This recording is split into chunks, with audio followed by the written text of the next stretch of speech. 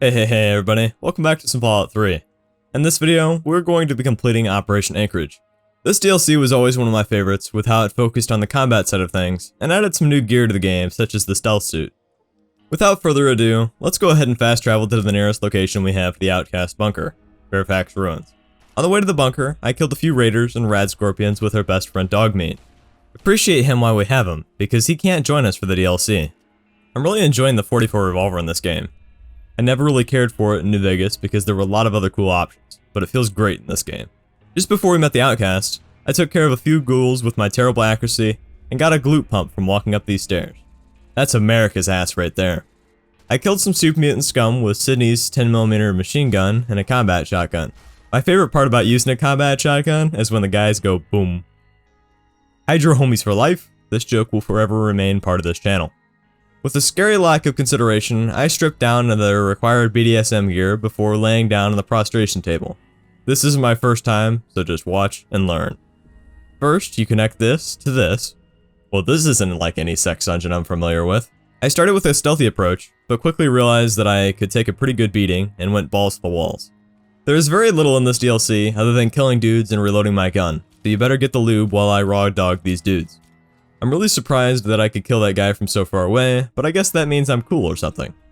It didn't take me long to find a sniper rifle. After getting through this first section of the DLC, I pretty well stuck with it until the end.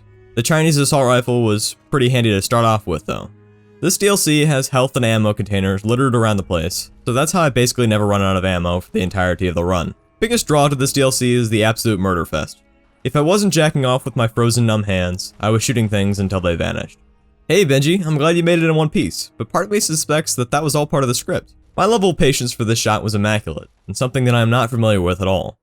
Grabbing more health and ammo, I picked a door that allowed me to get into a room with an intel case.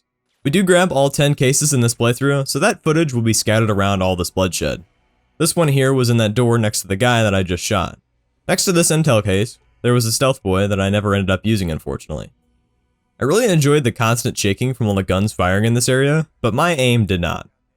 Here's a murder, here's an intel case, another murder.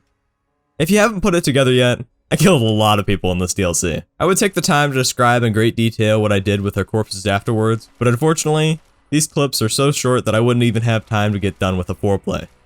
This section was really cool, a nice open room with cover on either side. The big hole in the ground was also pretty attractive. These Crimson Dragons were kind of douchebags with how fast they moved around, so I just opted to kill most of them with an assault rifle. Standing next to another sexy hole in the ground, I put points into speech and grabbed the cyborg perk for extra damage resistance. Up on the cliffs, you guessed it, I killed another dude. I also restored my health with the enlarged sphygmomanometer. I hated trying to pronounce that. After realizing I don't need to throw grenades at them, I plant the charges and blow up these 3 guns before talking, or rather listening, to an Autumn impersonator. You can tell General Chase I don't need a strike team. I am straight up built different. As I mentioned earlier, I will be using the sniper package. A 10mm pistol and some .308 rounds are all I need. Contrary to this video, I do occasionally miss shots, but I think it's much cooler to have you guys thinking that I'm a badass. This is purely for mating purposes only, and I totally know what women are into. The only thing I feel really bad about is killing all these Cheyennes. In one of these tents there is another intel case. I didn't film it at this point because I was only playing with one hand.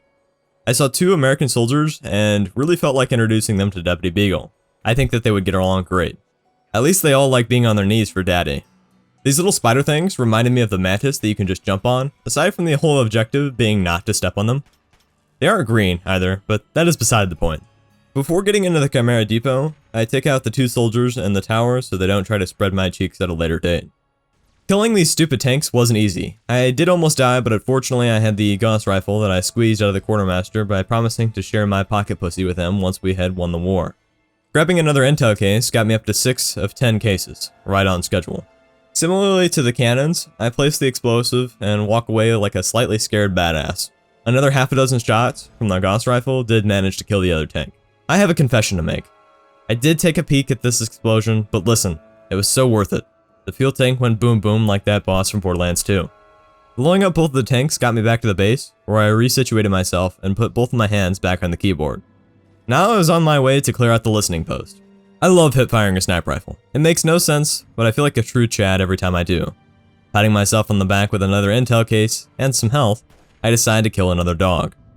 I would mention killing the human in the last clip, but it is clear that dogs are more important. Before killing myself by walking into this ambush, I spot the assassins and put an end to their pain and suffering. It is hell on the knees to crouch for that long. My patience is getting so much better than what it used to be, allowing me to save quite a bit of ammo, which is good because I do have less than 30 bullets even at max. The inside of the listening post was full of ambushes and tricky encounters. I almost died here, but my love of landmines saved my life. This allowed me to net another intel case after the battle. I was so desperate for health that I bolted for it knowing that this was an ambush. The play fortunately paid off in the long run, as I was able to grab as much health and ammo as I needed during the fight. I busted in this door and killed 3 people faster than they can say I love getting pegged in the ass by my neighbor every New Year's Eve. After getting back to reality, back to life, I stormed the trenches and made my final assault of this DLC. I rescue a soldier and grab another case of intel before returning to killing more things and being set on fire. This guy messed up big time, making me upsetty spaghetti. At this point, I basically did nothing. These guys in power armor just ripped through all the enemies, leaving me with very little work to do. The final intel case is in the room with the button to disable the field. This scene was really pretty. I walked through the door and watched one dude kill another dude before convincing that dude to not kill me. Only for him to kill that dude that just killed the dude, aka himself.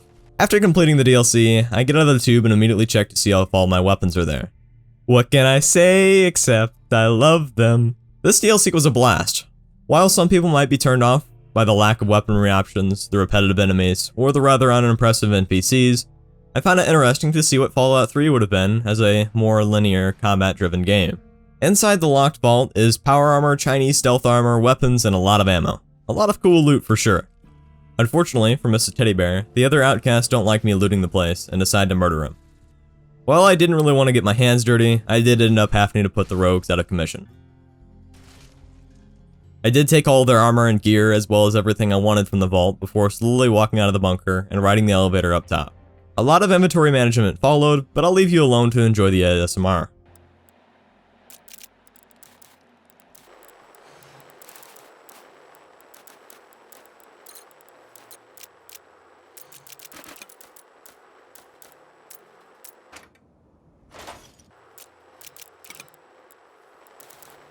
So that was my playthrough of Operation Anchorage, a fun, though short DLC.